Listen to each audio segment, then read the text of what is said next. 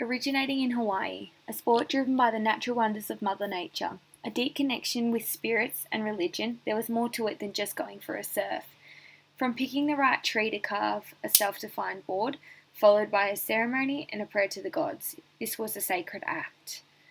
By the time the surfer took the board to the water, this background of significance had already been created, reflecting on a tradition that had been upheld since the very beginning. Surfing has followed a complicated pathway to commercialism. The commercial growth of surfing reflects the post-World War II idolisation of beach lifestyle and culture and the popularisation of the image of surfing.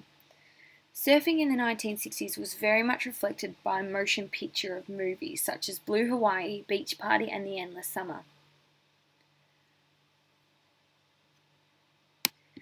While surfing began to flourish in popularity, it also attracted broad controversy.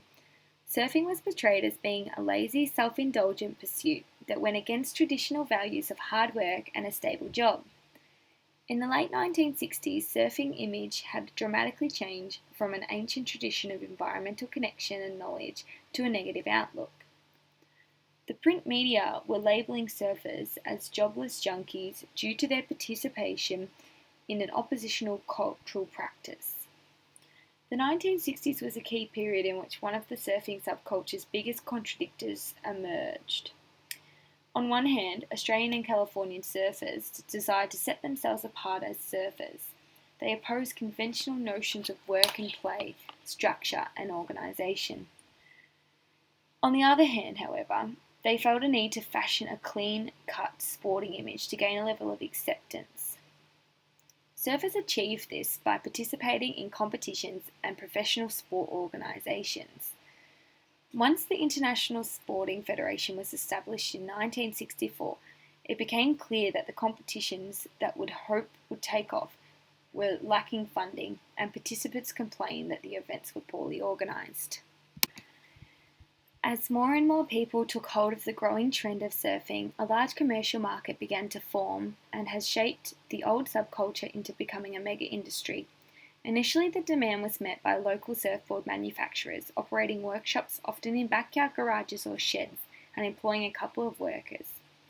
Surfing transformed into as much about image as about riding waves.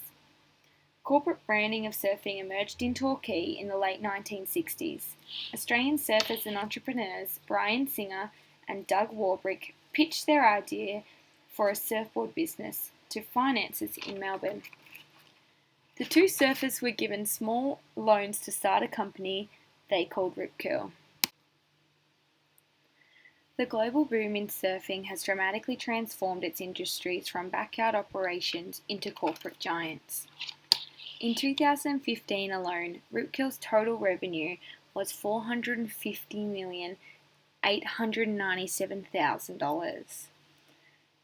The market, which is now very much focused on retail clothing aspect as it is surfing instruments. Rip Curl sponsors many pro male and female surfers for marketing purposes and pleasure of the sport.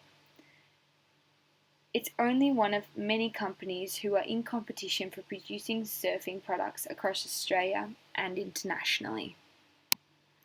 Today, it is estimated that the global surfing population is over 20 million, with over 2 million surfers in Australia and close to 2.5 million surfers in the USA.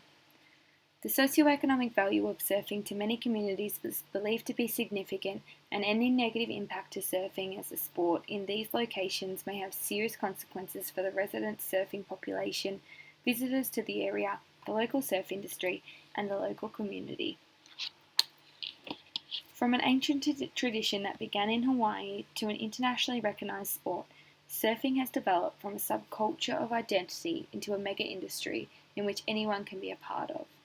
With the help of print media and giant retail chains such as Rip Curl, Billabong and Quicksilver, surfing still holds a traditional core value, but instead is driven by money and the desire to be the best, utilising Mother Nature to maximum capabilities.